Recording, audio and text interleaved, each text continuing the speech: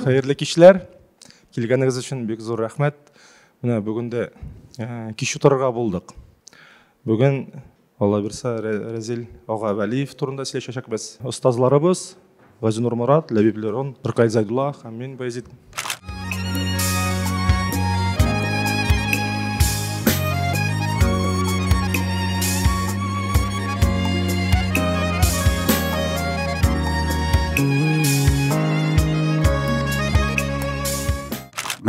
Biz indi bu lütfenşi tavşırı biken bizden elbette manaşı mınday halk altına çıkıp milli kitapxanaya gelip oturgan yok idi. Çünkü bu bir anlaşıla Razil abi o özünün zor durmuş yolun Kazanda başa jiberen kişi Lilin kitapxanasının direktörü bulup olanı bik ağır haldeydi ol, işi başlaganda, kitapxana dersin etkende. Onu Razil abi özünün iştahı ustalığı bilen şın manasında kitapxana milli kitapxana etti. Hem milli kitapxana statusun algan. Lakin senin bir sözün bilen men kelişmeyim. Olu turmuş yolun ol kitapxanadan başlap jiberen sizin. Аңаршы мен өзім шәхсен танысқанда ол Ялқында ішлейді, Ялқын журналында. Һәм меніңше ең әдәби ижад мәселесінде айтам мен жәһәтімен ең оңдырышлы еллары шул еллар болды. Аның белән танышу да бит минем шул ижад белән, аның иҗаты белән бәйле иде. Мин Ялкынга килеп кергәнмен, декабристлар урамында хәзер Татмедия бинасы бар бит ул вакытта, инде ул Идел пресс дип аталайды бу, әйме? Біздің татар редакциялары барса да шунда көчкән иде Бауманнан. Шуңа Ялкынга килеп кирдем, бер кая бер кем юк. 9-нчы катта ишекләрен тертеп йөрим, бер ишекне тертеп ачылып китте, һәм сакаллы бер кеше елеп язып утыра. Үзем исәнмесез, Ялкын журналы икәнен беләм, 9-нчы катта. Менә шигырьләр алып килдем димен. Сез бүген Ялкынга бит дисен, ничә бирисең анда? Мен әйттем инде, мин менә Чувашиядән килдем, дигәч ул аңлады, dedi. Чувашиядән күрәсең теге 40 кеше килә дип уйлагандыр да, һәм гафу итте инде мине. Ул эшкә килеп яза торган булган, анда ярак та түгел инде. Ялкыннарында. Ул вакытта ул сәясәткә кирип китмәгән, иҗтимагый эшләре дә ул кадәр юк, теге менә саф профессиональ язучы дип әйтик инде. Һәм аның менә прозасы, ул инде шагыйрь буларак әлбәттә университетта укытыла, Мәскәүгә киткәч, бигрәк тә Мәскәүгә киткәч инде проз эт кыяшы дигән бәянын язу турында аның үзенең дә күп тапкыр сөйләгәне һәм язганы да бар. Аяз Гиләҗев белән бәйле бит иннәнсе. Әле бит ул язучылар берлеге рәисенең урынбасары булып эшләде. Шаллыда эшләде. Шаллыда эшләде аңарча. Шуңа күрә аның тормыш юлы гомумән бик иртә олы юлга кирип киткән. 13 яшеннән яза башлаган бугай бит инде. Һәм чыгарылганда шагыйрьләр ул иртә киләләр. Алар бер түгәрәк кириләр түгел, мәдрәсә граммында. Аларның инде университетка бергә килүләре турында мәдрәсә граммында язганы бар, үзенең дә язганы бар, ул үзе бер әкәмәт, чөнки ул вакытта бит инде үзегез беләсез, юклык заманы һәм Зөлфәтнең алар белән очрашу турында да истәлекләр бар. Аларның теге бик шагыйрь булып килеп төшәләр алар Казан. Туган елларында бит шул 46 алар. 47 Разил abi. Кызык әйбер бит инде менә шул 49-48 елларны килгән бик күп шагыйрьләр дә, Марсель Галиевлар да, Фәннур Сафиннар да. Сугыштан соң килгән бу инде 46-нчы ел. Фәннур Сафин ялгышмасам 48 Фәннур abi 48. Равил Миннуллин 48. Алар бер төркем булып килеп кирделәр. Менә без инде синең белән бер елны кирдек университетка, ул вакытта Газинур Мурат инде 3-нчы курс tamamlagan idi бай. Менә анда студентларның бигрәк тә теге шигырь сөюче студентлар, әдәбиятка килергә омтылган студентларның стәлендә ул вакытта менә юка гына шигырь китаплары чыга иде. Разил абыйның беренче китабы Зәңгәр кабырчыклар. Юка гына шигырь китаплары инде безнең ул стәл китаплары иде. Без алардан өйрәндек. Шагыйрь Хадай Такташка Елый, сугыша жердә, акыл күпме җавап эзләгән. Я дөньяны үзгәртәм мин бүген, я булмаса үзем үзгәрәм. Аңламыйлар җилне зәңгәр дисәң, тормышыбыз сабантуй дисәң, һәр нәрсәгә минем үз атамам, айны кояш дигән теләсәм. Чәчәкләргә үз исемем бирәм, мең тереләм көнгә, мең үләм. Үлем белән якалашканда да акны кара дип сөйләмәм. Дуслар юкта чын дуслыкны мактыйм, бу дөньяда яшәү мең рәхәт. Адашыпмы кайчак килеп чыга безнең йөрәккә дә мәхәббәт. Кайчак ялгыш уңны сулны бутыйм, булгалыйла инде булгалый. Кешеләрдән гел яхшылык телим, мин хыялый бугай, хыялый. Хаксызлыкны күреп ярсыйм, шашам, матурлыкны күреп тезләнәм.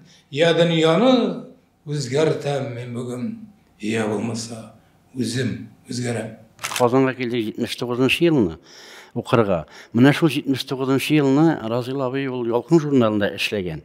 Һәм ул шул елны үзенең Ташлык авылында мәчетне тергезә. Мин шуны искә алып үтмәкче буладым. Мәчетнең ул менә яңартып, үзенең ана шул китабын акчасына гонорар ала. Шул гонорар акчаларында кушып, ана шул аның ул вакытта бер дусты Рифкат Муллин дигән дусты Мәгариф бүлеге мөдире була. Шул ни вакытында Түбән Камада шуның белән ярдәме белән дә авылда Ташлыктан мәчетне тыргызалар, манарасын күтәрә. Ул бер бунтарлык булган бит инде. Менә һәм шуның нәтиҗәсе килеп чыга. Теге эшсез үтми моның ул гамәле аны Ялкыннан җибәрү мәсьәләсе күзгатыла, чөнки шушындый кеше мәчет белән юлында йөргән кеше, мәчетне тергезеп биргән кеше балаларны тәрбияли алмый дигән әйбер. Бу Разил абыйның истәлегендә язылган. Шушы шаукым белән инде аны менә шушы миңа калса Ялкыннан җибәрү вакыйгасы шуңа бәйле. Ул бит инде аннан соң да менә теге Печән базары мәчетенең манарасын тыргызуда да бик зур роль уйнаган кеше. Болай дөресен әйткәндә, Разил абыйны бик дини, тәкъва кеше дип әйтмәс идем мин. Ул менә ул дөньяви кеше иде. Ләкин менә шушы теге әлбәттә Аллаһка ышана торган кеше, ансына без күчербез әле менә соңгы минутларында Коръән Ясин тыңлап дөньядан кичте бит инде ул. Ләкин беренче чиратта минемчә ул вакытта, яшьрәк вакытта әле, аның менә шу безнең гореф-гадәтләргә хөрмәте, халкыбызның йолаларына һәм дин тарихы, ул бит инде безнең татар халкының тарихы, шулай ук дин тарихы да киресенчә әйтергә кирәктер.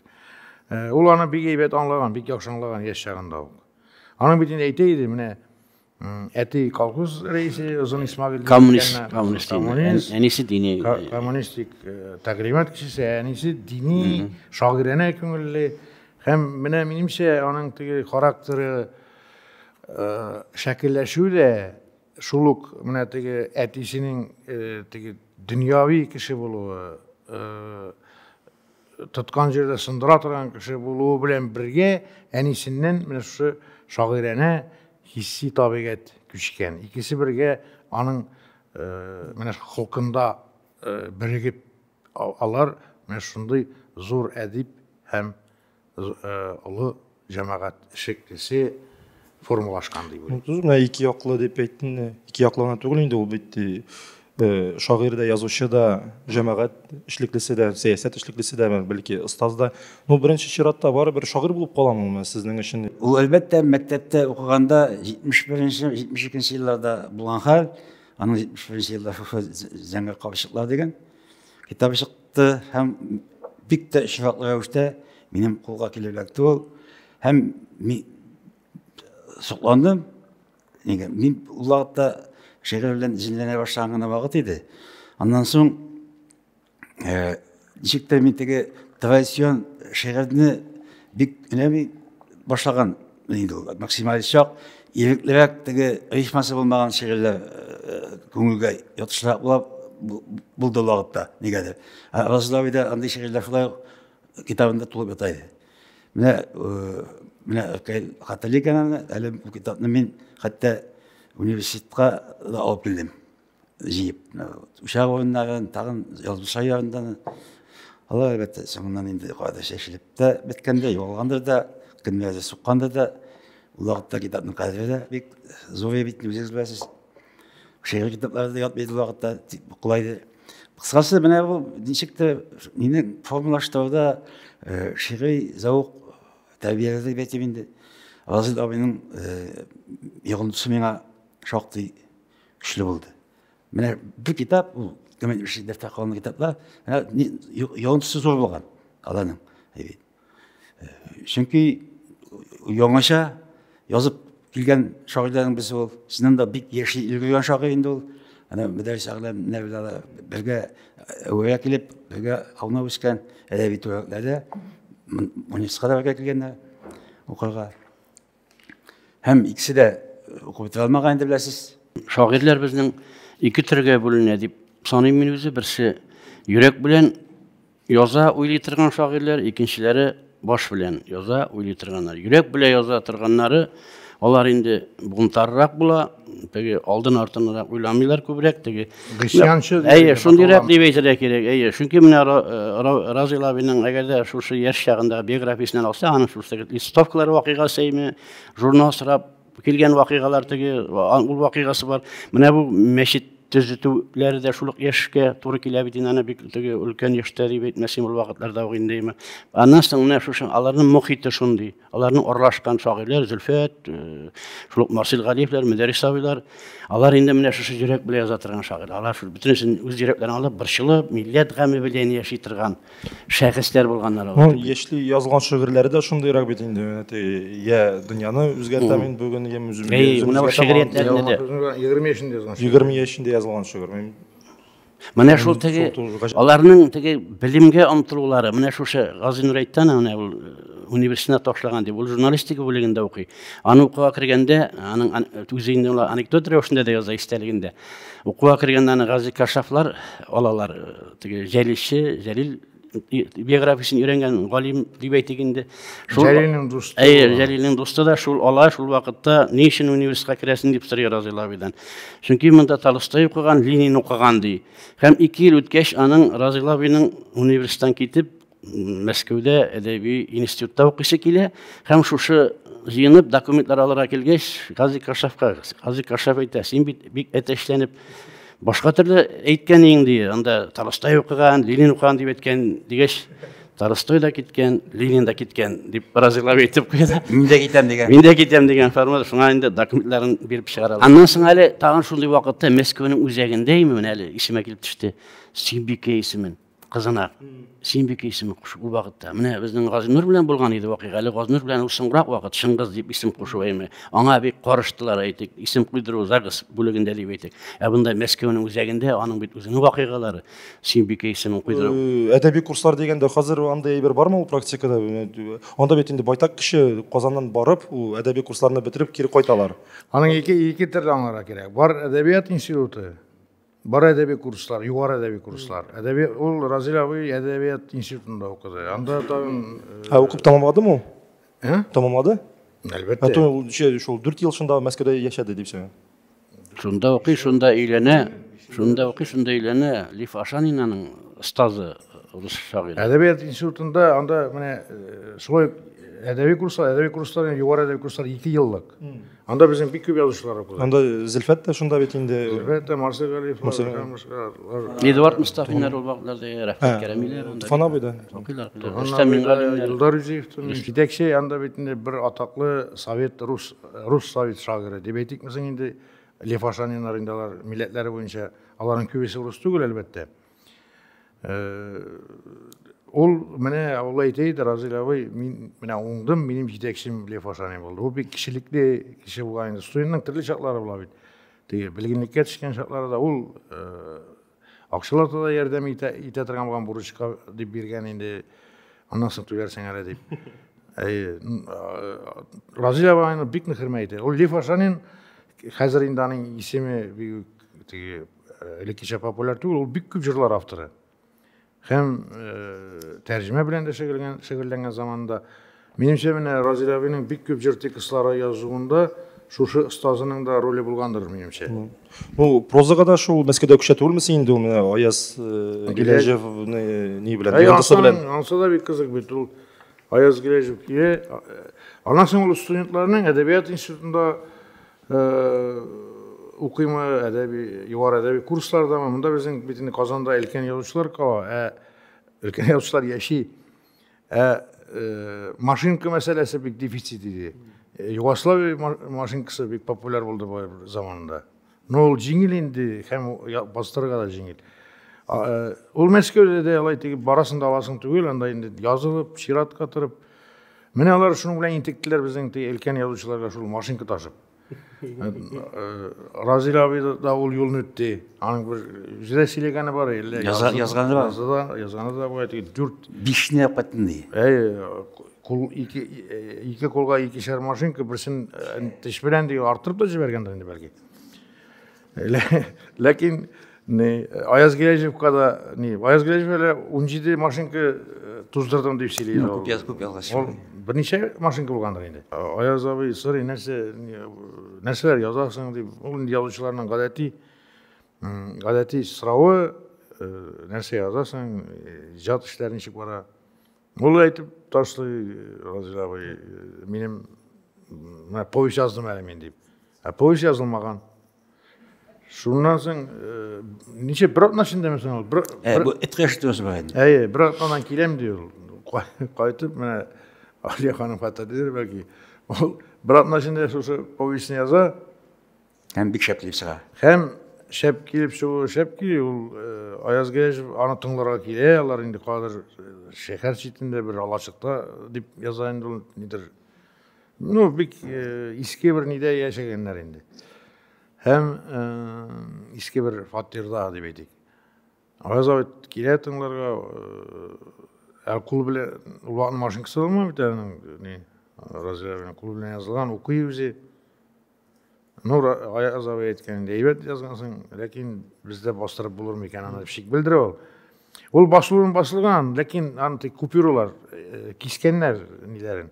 Ну, Маршабаев бик каршы чыга инде, социалистик реализм методына туры килми дип. Бик нык кылган чыга. Маршабаев аны Татарстан китап нәшриятының баш мөхәррире иде. Афганистанда булып кайтты бит ул.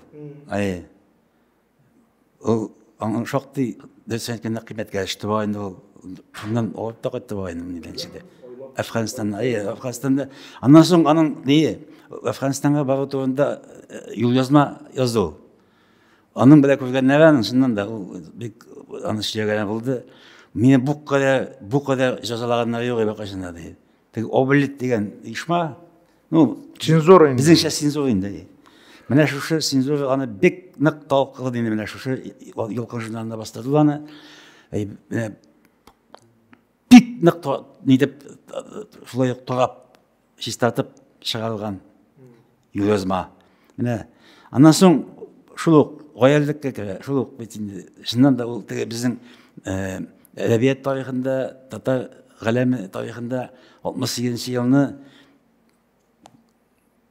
Камал театрында өстән обкомның секретарьлары торган җиргә листовкада чәчү ул шулай ук бит инде аның эше бит инде Анда ул гына булмаган инде тарихында. Ләкин әлбәттә Мәскәүдә барыбер теге азатлык дәрте ул барыбер кичерәк булган инде. Ул дөнья күргән, Мәскәүдән кайта ул инде съездга. Ул вакытны бит инде ул как ничә 68 еллар ул бит инде Прагада да, Франциянең Парижда да ул барыбер теген инде йогынтысы бардыр инде ул. Шулай инде наши танки идут в Прагу. Наверное, они идут за правду дип Евтушенконың язган вакытлары. Шунда Мәскәүдәге менә шушы теге аларның диссидент дип әйтеп булмый инде ул Евтушенколарны. Ләкин менә ниндидер бер теге оппозицион карашлар, оппозицион фикерләр әлбәттә Разил абыйга килеп кагылган, сүздә бигрәк әдәбият институтында. Анда азатлык сөюче теге яшь шагыйрьләр, яшь язучылар бит шактый булган.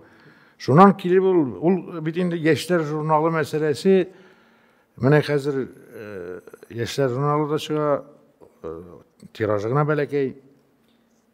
Ул вакытта яшьләр журналы, менә без бит аны бик яхшы хәтерлибез.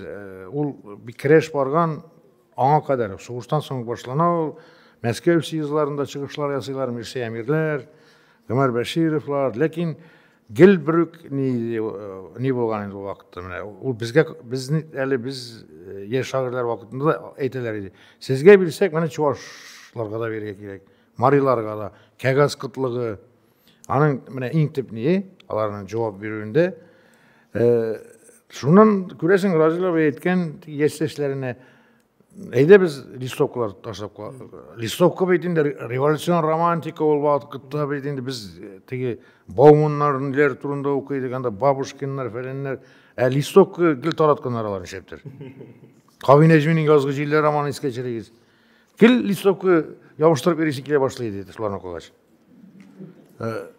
Атлер Темірғалин шулай етіп бір өзі листовкалар ябыштырып тұтып алып кетелер аны сұраулар алалар сен ұйышма yok mu falan ол бір өзігіне болып шығады анасыңдан неге отырдылар деген Советқа алар жоқ алар шаққатқан нешегенде Сталинға қарсы листовка таратып беруге болады олар революцион кітаптар оқыған шунан ол уақытта бет енді машинка студенттардан енді машинка енді әр студент қоядыр теге нейін кешіріп почеркін не қолын листовка yazarlar анда нелер тене бойына андан соң аны кімдер таштарға керек ол бит неде бола бой міне Хазрет Нечуев театрында Камал театры Камал театры алар міне алда сәхне екі жақта не бола жоқ балконнан енді Зельфет Мирза деген студент Мирза фамилиясы жоқ есімі Мирза енді артта Разил абай Зельфет сөйлейді Зельфет бит ол не керек дейді қайнарырақ ол былай етіп шешіп жіберген Разил былай ғана шіріп жіберді листовкалар таралып дейді көгершіндер анда сибирге мәжбүр ету еді бұл былай ғана шуннан анда енді Батулла аға мында алдара керек білмес ол съезда болғандыр уағына Маршабаев сөйлейді мәрхум Зельфет сөйледі мына Маршабаев та сөйлегені бар енді Зельфет тішедек келіп отыра Маршабаев Маршабаев шонышты коммунист шунан теге бір тіслі қияфетлі жігітлер таралып бұларны Зельфетіне әйде шығабыз деп әйте екен шунан тұтып алды дей Маршабаев ол менен білен бір қая бармайды деген коммунист болса да қию кішейді ол солай өзінше енді ол уақыт үшін официаль жиындардан жазушылар бірлігі съездлары ең қызық енді конечно анан соң Разил абайның Мәскеуге ол Мәскеуге кетіп бара Мәскеуден ректор шақырып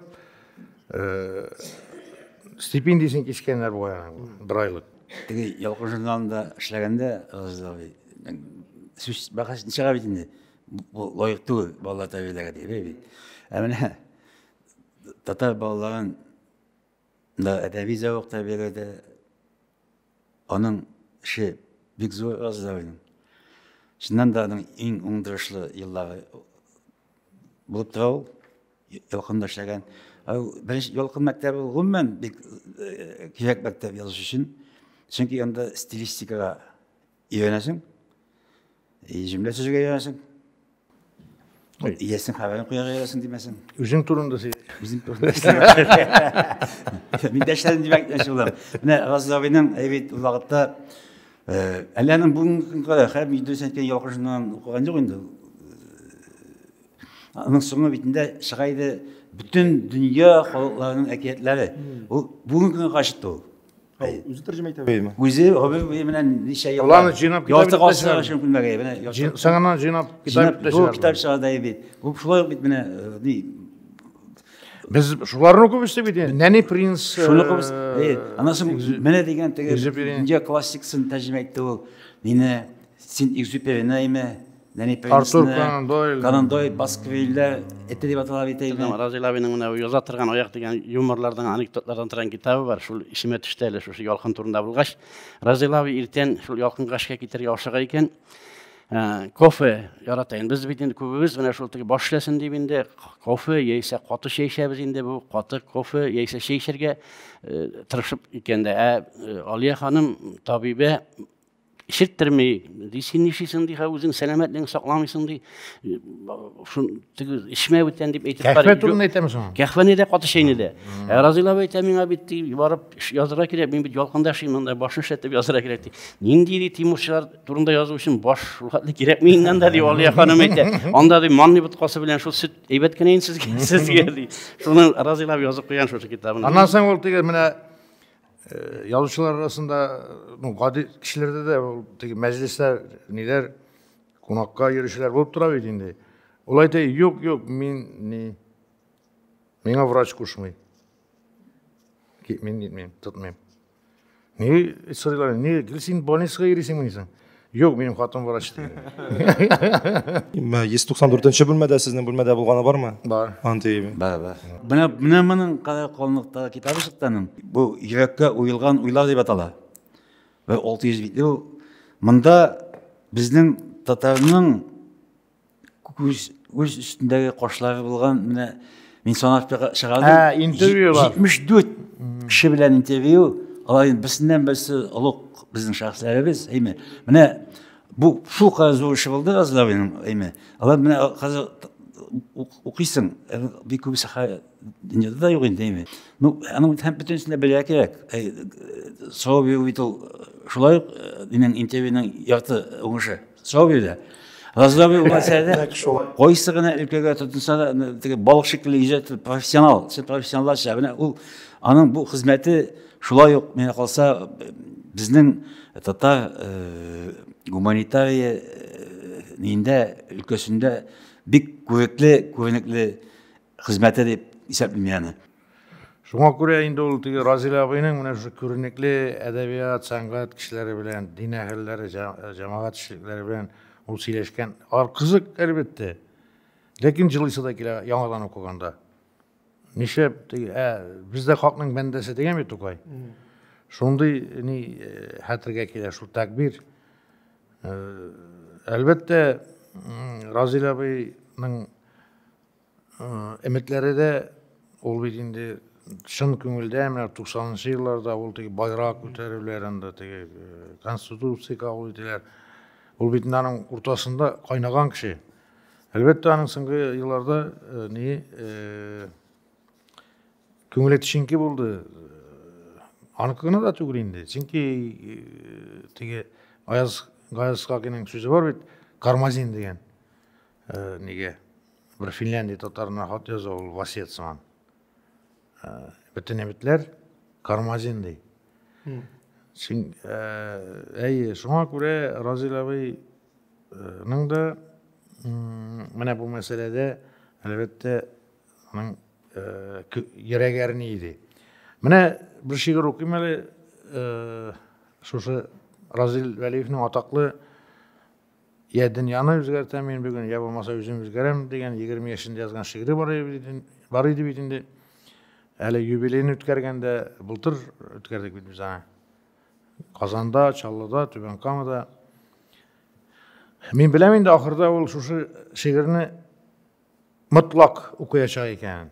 Çünkü her şurada bu şiirini okumayacak kalmaydı. Hem anın itapka bölüngen 20 yaşından şu şiiri anlasın gımır ortasında hem ilkene geç. Hiç şiir okudu neydi. Kazanda Çallı'dan ikisinde de miydi? Tübenkama'da şöyle. Hem min ana şu vakitlarda bultur yazdım. Şu şiirine karata. Ya dünyanı özgertemin bugün, ya bulmasa özüm özgerem. Yaşlık tağlarında etken sözünün kaytavazı keldi kızlardan. Algısındık dünya özgertirge ilgerlerden körüp bizler de. Süren hisli çal yigitler bulup kilip kirdik mine küzlerge. Açılsa da kayşak şiir siri, tabılmadı dünya şiiri. Tağlar bizni tanır degen şakta, küzü bizge enger yigirdi. Sarı çeşin jilde jilfirdetip, kiz oturayındı dizlerde. Biz haman şu, üzgermedik bu ay. Dünyagına yatsız üzgere. 1991 жылының бұл июнь башлары еді. Әлі біз Фәузия ханым жетекшілігінде жаңа ғана Елек майданынан вақтыны қалдырып қайтқан едік. Бір уақытны шалтырата Ғазил абай Ғазинов деген әйда деген біраз жиленіп Елек майданның қызуын әзірекіне суытып қайтмайсың ба дейді. Ғазил абайға еріп тілесе қоя бір ғайза бейді. Барабыз біз дейді Мордовияға. Ғазил абай жетекші біз.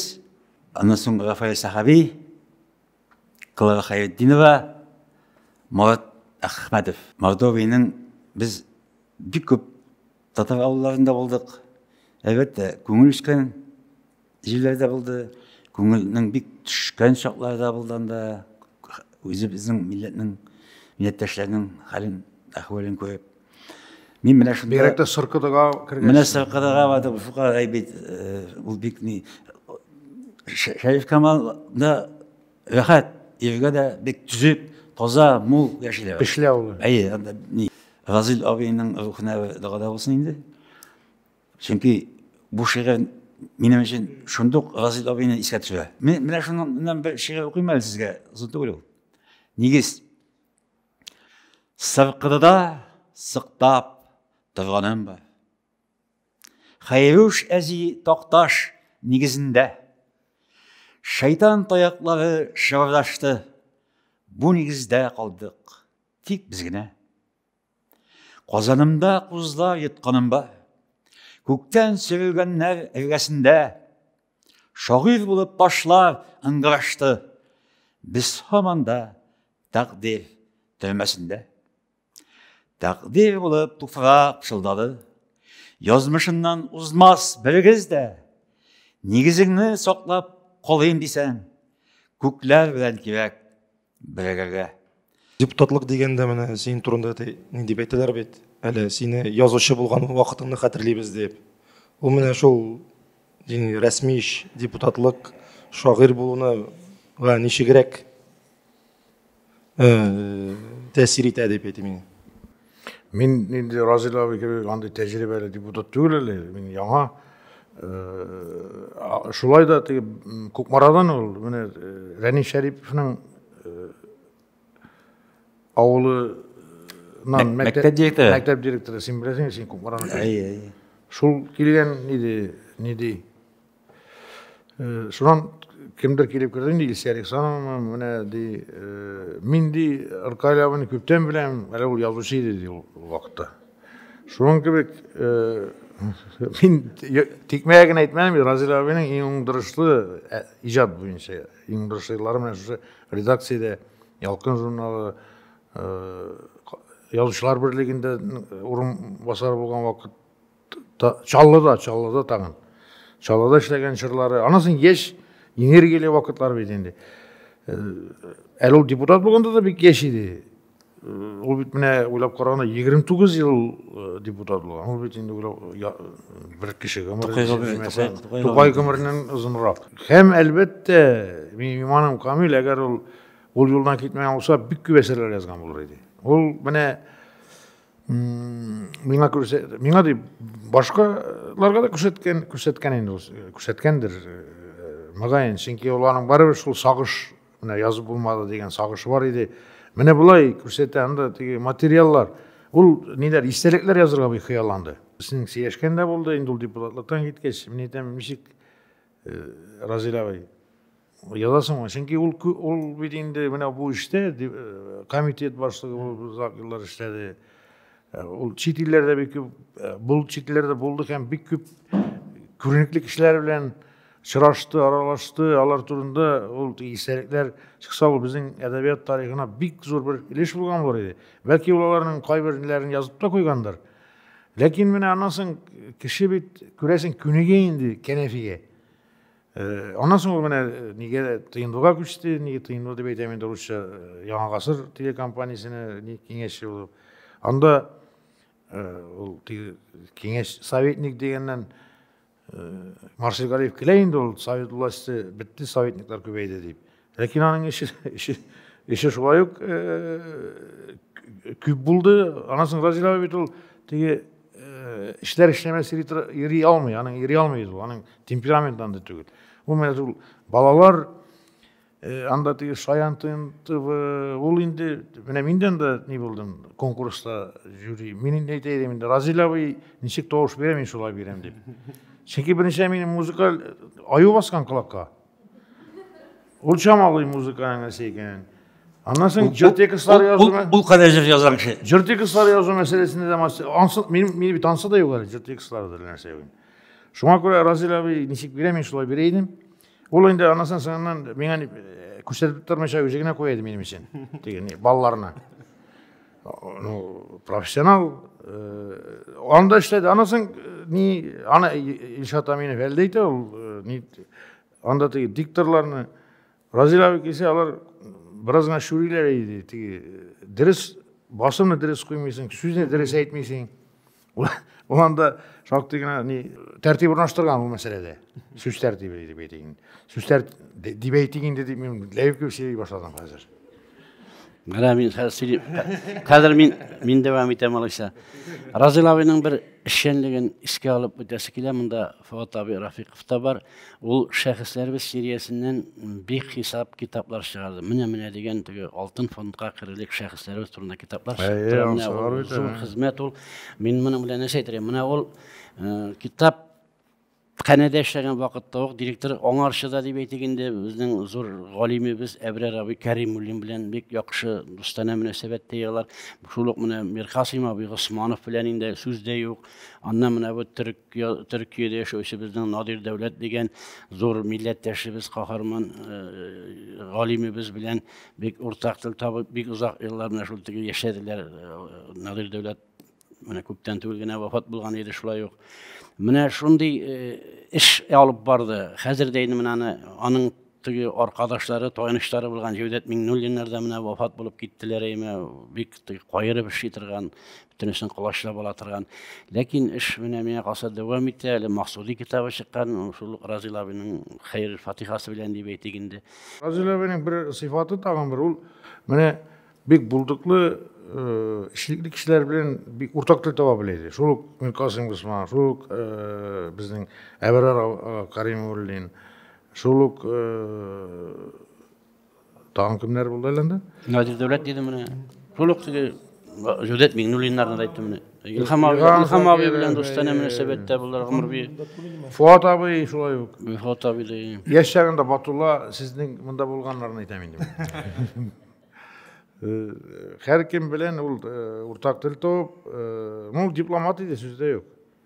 Ol bir kaçında manga verip sen ahmak dep aytmaydı. Her kişinin akıllı, talantlısın dep aytaydı. Mene anasından tağan hele biz aytip belki aytırбыз alga tabada Pink Club degan uyuşma var biteli bizning. Ul 90-njy ýyllarda ýyşdy. Men ýalgyşmasam Mirgaziýan abi ýuňuslar, Ahit ýuňuslar bir tugan ýalgyşçylar inisiativisi bilen diýip etdigen Tufan abiler köterip aldy. Erkekler anyň birinçi gatnaşkan şähsler, şunda Razil abiler. Mene ol syňgy Tufan abi wafat bolgandan soň anyň mene prezidenti bolup durgan kişi indi ol. Any oňlanmagan kişiler belki bilip bitirmeýler, lakin olar bik zor işler başkargan uyuşma ol uzi. Anı tege küze görünmese de şul kitap çıgarular iş dilde, Türk, Tatarşa, Rusça hem İngilizce kitaplar çıgarular. Hem ana Gazinur da var koy Türkiye'ler de buzalarını tege kongreslarda, forumlarda, dünya kulem forumlarda toratıp koytadır kösetip berip tapşırıp degen kebek şurellilerini Toqayның жаңаша şiirlerin bütünüsü menä şolay işler alıp barla idi. Bu ýakdandan işlenik. Bu jemaat işliklisi diýip etdiginde. Jemaat işliklisi bolarak deputat bulantyrşaly bu. Onday siyasi işliginde şol konstitutsiýada betinde madde var. Ne degen Tatarstan Respublikası şitte turgan tatarlarynyň tilin, gadetlerini saklap kaluda ýerdem ýetirge tiýiş degen. 17-nji madde. 14. 14. Bu тоже bik zor aýber betinde ulap garasaň ol degen nindi legal ravişde biz özümüzning milletdeşlerimizge ýerdem ýetirge tiýiş bizden bir tiýiş hem ýete alabys. Allah şükür. Razil abi şundan da bitinde Jan'ın tänin bilip şeýen şu bu deputatlyk wazifasyn hem milletke halykka bolsun diýip ул бик төрле хәлләрдә калырга туры килгән да. Yok, milletke halka inansı süz değil. O turda. Yok. Minberlerden siler, uzaklaşırlar, bütün hatta anada tıkan zamanda bulgan. Bütün koyba çıkışlarına tıkanlar çıkarmaganlar. Şundan bütün mene ol yakutlar bilen şıltıratıp tege bir front bilen tege nige federal üzek bitinde bir küp andı nilerin başlangıçlarını ötkermezken dursa. Kirteler koya, buna üzengine tügül başka respublikalar, başka milli respublikalar bilen birge çıksan ol elbette oңuştarak bular. Razil abi ol meseleni şulay ustaşlıydı. Ansı bir helali, ol turda indi şikte yok ol bir siyasetçiydi. Lakin mine ayrım kişiler, ol bit bizim yolcular arasında ama müracaat etmeyen kişiler bir kişirek bulgandır. Nindidir mine o kinkürüş meseleleri, kim nedir hastahanege ornaştırılmanda tağın şunday bitmez dekenmez birginçi karışka vaktiye kişiler kebek indi ol. Anı tege kimgedir vaktiye körüne olay gadi kişiye ol. Büyük zor işlerde bulup duyulgandır. Mine Razil abi ol gel şunday işler bilen şekillendi. Ansı da var hani. Hem her kimge yerdem yitirge tırıştı. Anın halinden kilmegen işlerde bulgandır. Lakin küvesinçe ol meselelerin haliteydi. Benim yüzümün de müracaat etken oldu. Kim nedir? Niye şu hastaneye ornaştırma meselesinde indi. Başkalarının da şulaydır. Ol mene anı irinmişe kişilikli, Tatar'da kişilikli degen söz var. Kişilikli bulup ol işlerinde şeydi. Anın da vakıtı bir ne bulan bitindi sanallı hem bir köp işleri, devlet işleri diye etmezsin. Ol bir kaçında baş tartmaydı. Min bir köp kişilerden işitken var. Zeyde kitapxana binasın ol bir taşlandık gibi bina bulgan. Şunu remontlauda eli ni ol mena şu rayon başlığı aytıp turdu. Ni di karar sin el deputattan kitken bulgan o vaqtını. Nersesinin kitapxana teyetken bir nerse de yok. Dokumentlarını bir deyip prezidentke kirip şunu remontlauına xal etip çıkkan ol. Şuna hem bütün tüven kamada millet tüven misimde de hani her vakit ana жылы söz bilen iskalalar. O yaxşılıktan unutulmuyor bit. Nide tüven kamada indi. Mene minnan da bir ketilgen şulay deputat olarak alır ne? Şulay mene ana maktılar. Mene Milli Kitapxanada Razil abi turunda sileşi oturu, kiş oturu, ol üzü bir gibretli hal hem simvolik деп ойлаймын мен. Мен міне Борхесны ойлағаш, kitapxana көз алдына келе бетін биік Аргентина жазушысы. Hem Razil Vəliyevni ойлағашта біздің milli kitapxana көз алдына келе. Hem әлбәттә міне o milli kitapxanaga біздің ұлық kitapxanaçımız, ұлық yazушыбыз Razil Vəliyev ismi de verilse, bu indi nur üstüne nur bulur idi. Halkı çıktı ki, bir yaxşı hatırlıyorsunuz, diller meselesiydi bu. Әлі күттен түбегіне болған. 17 yılda. Mene şu vaqtda bir yıkımsırap oturgan kişilerge, deputatlarga bir söz de olmadı. Razil Krayni degen ev biterdi. Razil abiga dişikte sosyal şilterlerde, matbuatta teginde söz aytı başlandı. Mene kalsa anı biz özümüz eli rencilik anlar. Razil abinin bik rencigene de söylemi koyağına idi. Ağır kabul etken de olanı. 2017 yılının birinci sanında kullanıklarının Razil abinin şiiri basılgan. Mene şunu qarab oturam. İkisi tarafasını okuyayım hele şunun. Bu mene şu tarihka bik ağır ileri bilen kirip kalgan yıl bitindi bizden tel meselesi bilen. Şuna yıl başında Razil abi yazgan şiir. Yona yılda mucizeler kütüp, ron salam sizge qorabaylar. Yona yılda belki birerigiz, millet zarın ilde bir obaylar. Yona yılının yona tağı ata, yuklağanlar koyşan uyanırlar. Koyşan uzar salkın urus kışı, milli bulur koyşan milli anirlar. Milli anyarlar diye milli anyarlar neyse. Bizden bitindelik Tatarlarımız, Hüseyinifler, bizden derdim Remiyifler diye beytiginde gazetlerin çıkarganlar, halk için meşitlerin tüzügenler eğimi mine şuşundi Аларның бүтүнүсүндө беле ул китапларын чыгара бит инде бу шәхесләребез сериясенә. Яушевлар, Яушевлар заманында койнагыбызның шундый зур бүтүн койсыгына Троицкине булсын, койда булсын, безнең татарлар гөрләгән байлар булышканнар үз милләтен күтәрер өчен, үз мәдрәсәләрен ачканнар.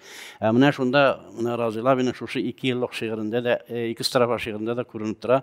Безнекеләр кайчан уянырлар ди шушы байлар, үз кисәләрен генә кайгыртып яшәрләрме дигән сүзне әйтеп куя. Һәм менә шушындый вакытта менә жыл барышында безнең тез астына китереп суктылар бу тел мәсьәләсе белән.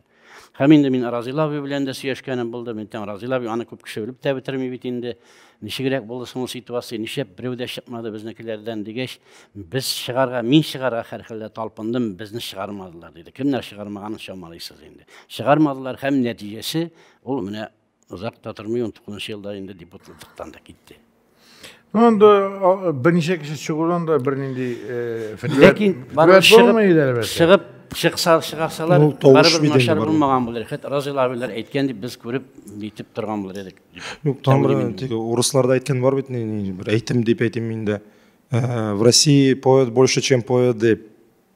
Бездә дә бит инде менә ничектер шагыйрьләрне кой вакыт шагыйрьдән күбрәк дип кабул итәләр, ниндидер трибун китәләр, ниндидер сүз әйтер. Ул шагыйрь анда булырга тиешме яки ул шагыйрь.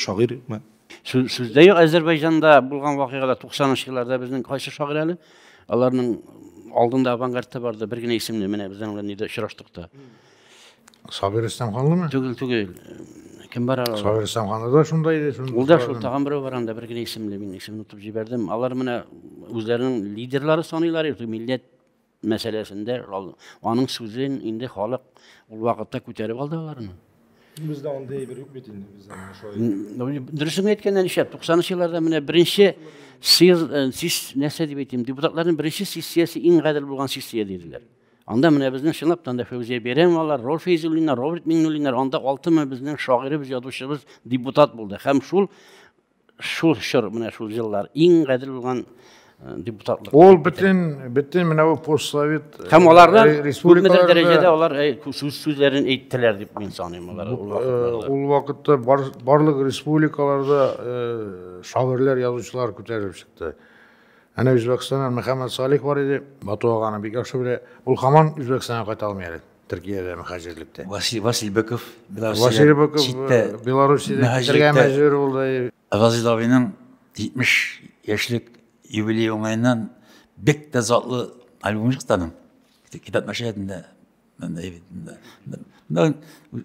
Бу инде аның бөтен гомер тарихы шунда тәкәлгән. Куанычыма күрә дип әйтим бәкәй. Монда минем дә Разил абыйга багышланган шигырем бар. Бәйсезлегең бәйдә бәйгеләнә, бәйсезлегең бәйле әлегә. Бәйгеләрдә бәйге тоткан кавым, бәйсезлегең тоткын хәлендә. Бәйгеләрдә бәйге тоткан атың, тышауланган килеш аранда, сугымчыны көтә, ораннарда атлар битеп барган заманда. Сугымчылар арта, суга ала, күсәк белән суга атыңа, атсыз йорттан мал бәрәкәт китә, дәүләт китә, арба атыла. Атсыз да һәм ватансыз да калгач, үзең җигеләсең арбага. Бүген әнә тышауланган атың сугымчыны көтә. Аранда күзендә яшь, юатырга теләп, җиләс җилләр ялмый ялларын. Коткар хуҗам диеп атың бүген, Шәкүрт картка гүя ялвара. Коткар хуҗам диеп атың бүген, оран оратасын кимерә. Йортың, җирең, телең таланганда, ат карагы булсын илеңдә. Ат карагы булсын, йылып алсын, орандагы тоткын атыңны. Бу җиһанда аты, малы качкан, күп ораннар инде атылды. Атны бүген урлап чыгу кирәк. Урлап чыгу башка чара юк. Артта ил-йорт, алда имперфронт. Чигенергә инде чама юк. Разил абыйны искә төшерү дә рәхәт аны. Менә без әлбәттә кайгырабыз, бик иртә киткән сыман. Ләкин менә аны искә төшерергә ничектер барыбір көңілге жеңіл болып кейде, аның юморы, афоризмлары ескәче.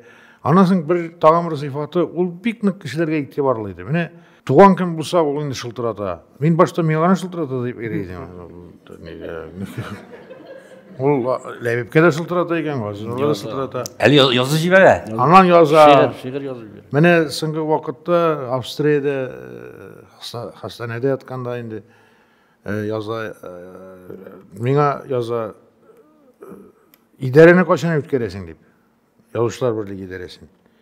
Мен әйтәм, Разил абый, син терелеп кайт, үткәрербез. Шуңа борчылып ята икән тегендә. Яшисе килә бит. Менә алар миндә саклана телефонда. Bir kenne Levip de күрсәтте.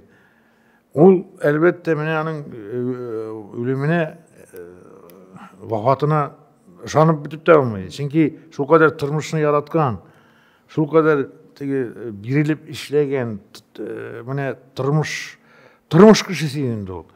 Күңелдә бер юаныш бар әлбәттә, менә Фатих Кытлы безнең каләмдәш, тәрҗемәче. Ул әйтә, Разил абыйның хәле ничә икән? Ул инде аның карындашлары, иптәшләре Австриядә да нигә шул нәрсә хастана дип әйтикме, госпитальме нәрсә барып аның хәлен белгән булганнар, Фатихның үтенече буенча. Коръән укырга иде бит. Менә мин Коръән укып утырыр идем аның башчысында. Мин инде менә Сөембикәгә Разил абыйның кызына шылтыраттым. Мен әйтәм, менә шундый тәкъдим бар иде. Ярыймы килергә? Килегез диде ул.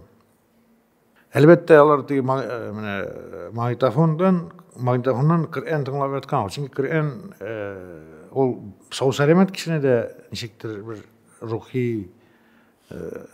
рухи тынычландыра. Инде авыру кешегә ул бигрәк тә сихәтле дип уйлыйм һәм шуңа ышанам. Разил абый да менә шуны тыңлап яткан. Ләкин тере тавыш бар, тере тавыш бит. Менә Фатих бәй ул көн сайын булмаса да килеп, Али апа белән сөйләшеп тордылар инде. Килеп, һәм соңгы сулышын алганда да Фатих менә ясын чыккан вакыт була. Шул менә күңелне ята күпмедер инде кешене юалтудан юаныч то булмый әлбәттә, ләкин менә без бит инде шанабыз бар, бакыйлык та бардыр дип бардыр бит инде. Шулай дип шанабыз инде. Шуңа күрә урыны җимактадыр дип өметләник һәм теләкләр. Без бит инде аның белән теге билгеле сәбәпләр аркасында күрешә алмадык бит инде. Австриядә булды. Безнең аралашу шул WhatsApp аша булды инде күбрәк. Ул сөйләшүгә караганда WhatsApp аша языгыз иде. 15 августта мин аңа Мөдәррис әгъләмнең үзенә багышланган шигырен җибәргән идем. Тәлгәш яшен дип атала ул шигырь WhatsAppка төшереп, ул шуңа җавап итеп, булай дип язган иде. Хәерле иртә, рәхмәт, минем хәлләр Мөдәррис шигырендә кебегрәк. Өмет белән яшим, дәваланам, яшәргә иде дигән. Менә бу 15 августта. Мин шушы шигырьне, Мөдәррисның шигырен шушы вакытта укыйм әле. Ул бик 74 елны 50 ел элек язылган шигырь. Тәлгәш яшин, Мөдәррис әгъләм шигыре Разилгә дигән. Бөтен дөнья якты, бөтен дөнья уч төбендә кебек күренеп тора. Тармак яшел болытларга тәлгәш яшен эленеп тора. Ә без дүртәү ярда, алда Казан серле утларына күмелеп тора. Кая барабыз без? Ал өметләр әле үлеп, әле терелеп тора. Кемне мактый, кемне сүгәбез без? Безнең алда барысы җиңелеп тора. Әйтерсеңлә үзебезнең атлар һәр вакытта әзер, җигелеп тора. Дөнья җитми, киңлек җитми дисәң, күз алдында гына күренеп тора. Иксез шиксез киңлек, иркен дөнья. Тел бар, эшкә куллар иренеп тора. Имеш, язмыш бүре, ул чынлыкта сарык тиресенә төренеп тора. Бәлки ул тәлгәш яшен булып баш өстенә рынып тора. Тыныч түгел заман, шундый куе, болытлары әнә күренеп тора. Бит курыкмыйбыз, болытларда тәлгәш яшен эленеп тора. Менә шундый шигырь язган иде. Менә шуның белән тамамлыйбыз инде. Килгәнегез өчен рәхмәт olsun. Разил Вәлиевне шул бер сәгать эчендә аны шәхес, аны иҗатын ачып булмый инде. Әмма дә ләкин менә бераз аны турында сөйләштек һәм хәерлесе булган дип уйлыйм инде. Урны жамакта болсын.